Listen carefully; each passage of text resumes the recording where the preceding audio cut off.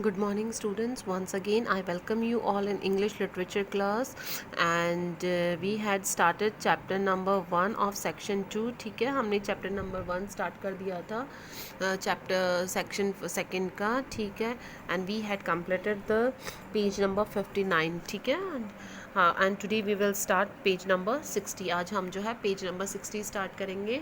और इस पेज में हमने पढ़ा कि लक्ष्मी को गए हुए 5 साल हो गए थे. ठीक है, 5 साल और इस हवेली की लाइफ में जुड़ चुके थे. अब धापू का ज़्यादा ध्यान जो है पहले विजय बैसा पर था, अब विजय बैसा को छोड़कर विक्रम पर हो गया. संग्राम सिंह जी की डेथ हो चुकी है. ठीक है, संग्राम सिंह जी की डेथ के कुछ महीनों बाद में जो है विक्रम का जो गीता का बेटा है उसका जन्म हुआ है.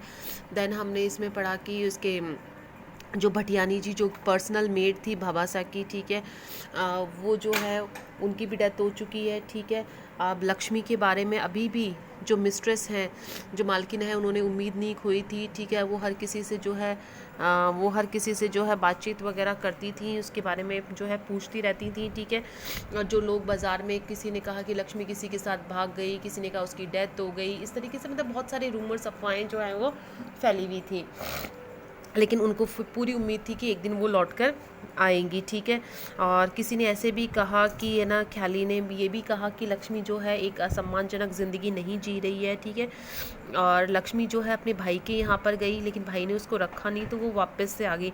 लक्ष्मी के बिहेवियर को कोई भी नहीं समझ सका. ठीक है, and today we will start page number 60.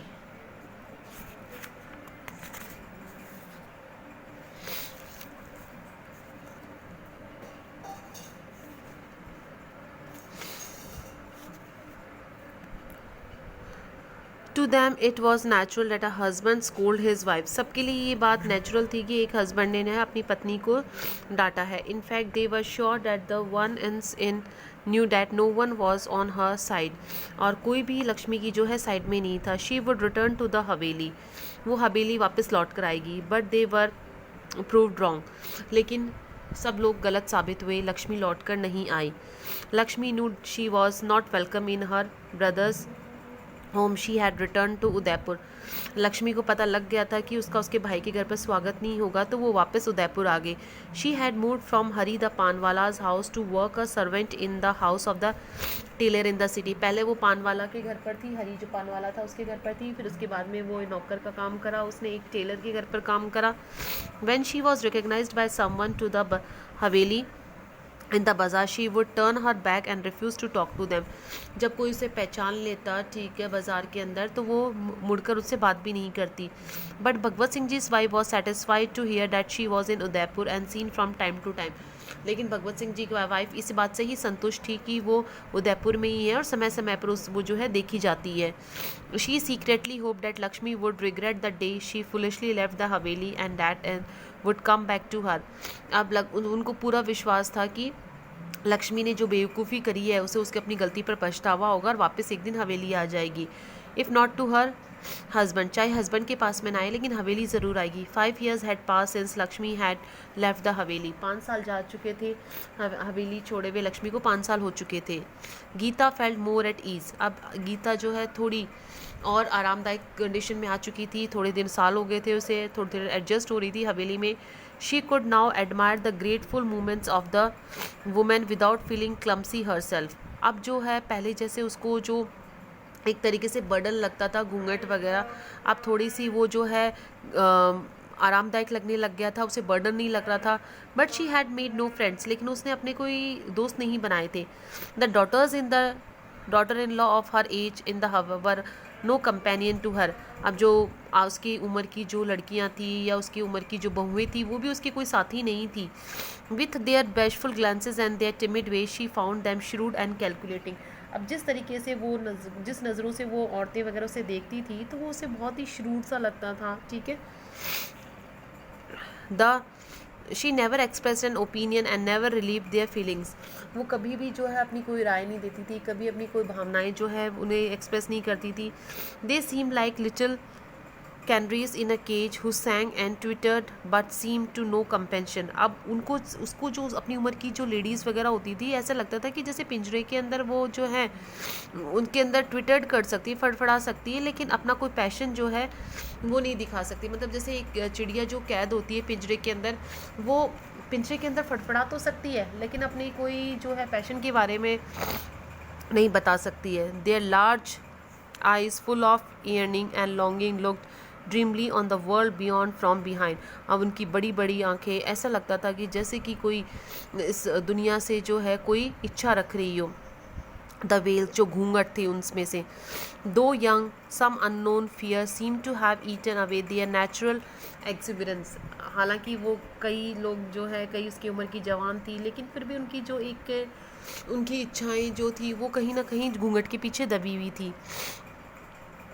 They followed the tradition of their families at the biding of their elders. वो जो है अपने बड़ों के दबाव में आकर और घर की परंपराएं निभाती रहती, but they lack the same faith to और कमिटमेंट टू इट। लेकिन विश्वास की कमी थी। Seem to Geeta that they were waiting for the day when they would be freed from their confident. और गीता को ऐसा लगता था कि वो उस दिन का इंतज़ार कर रही हैं जब वो इस चीज़ से आज़ादी पाएंगी। But on the surface they showed no dissatisfaction. लेकिन मुंह पर वो कभी भी ऐसे नहीं दिल दिखाती थी कि वो असंतुष्ट है। In fact Geeta long to feel their placid acceptance of life. लेकिन गीता जो है वो उसकी उम्मीद करती थी। Bhagwat Singh जी's wife complained that she no longer had the energy to manage the household but she continued to supervise every detail। अब भगवत सिंह जी की वाइफ जो है शिकायत तो करती थी कि अब उसमें इतनी ताकत नहीं है कि वो हवेली को संभाल सके, लेकिन फिर भी सारी चीज़ों को वो सुपरवाइज करती थी। She was still the first to be in the haveli morning and last to go to bed. वो हवेली में सबसे पहले उठती, सबसे लास्ट में सोने के लिए जाती। It was she who coaxed Vijay and her brother Vikram to eat and it was she who received women from the havelis. वही विजय और विक्रम को फोर्स करती थी खिलाने के लिए, ठीक है। बाहर से जो भी मिलने वाले आते थे वो भी उनसे ही जो है वो ही मिलती थी। In spite of her self Geeta too had change. Geeta भी जो है काफ़ी बदल चुकी थी। She had lost much of her girlish imprudency. अब जो उसमें एक बचकाना एक जो चीज़ें थी उसके व्यवहार में वो जा चुकी थी, थोड़ी सी जो है मैच्योर हो चुकी थी। हर टेम्पर वॉज मोर सबड्यूड। अब उसका जो गुस्सा है वो थोड़ा कम हो चुका था, ठीक है।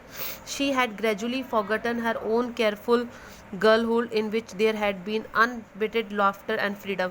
अब जो बचपन वो जिस तरीके से आज़ादी से हंसती बोलती थी उसको वो भूल चुकी थी। दो she was still kept a little apart, लेकिन फिर भी सब चीज़ों से थोड़ी बहुत दूर रहती थी।